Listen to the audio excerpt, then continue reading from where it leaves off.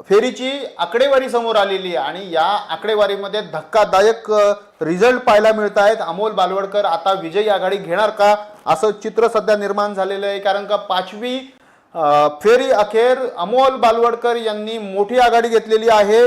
तब्बल 3600 मतांनी ही आघाडी आहे। मी आता काहीच वेळापूर्वी बोलत होतो की जर ही आघाडी जी 2500 होती, जर ही आघाडी 3600 पर्यंत पोहोचली तर ती आघाडी तोडणं लहू बालवडकर यांना अवघड जाणार आहे। आता ती आघाडी आता 3600 पर्यंत पोहोचलेली आहे। पाचव्या फेरी अखेर अमोल बालवडकर हे विजयाच्या दिशेने सुसाट चालले असल्याचं चित्र सध्या पाहायला मिळतंय।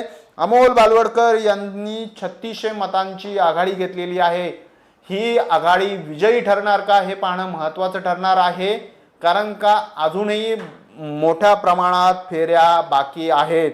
सध्या पाचवी फेरी चालू आहे, अजून किमान 10 फेऱ्या बाकी आहेत, त्यामुळे या 10 फेऱ्यांमध्ये काय होणार हे महत्त्वाचं ठरणार आहेच।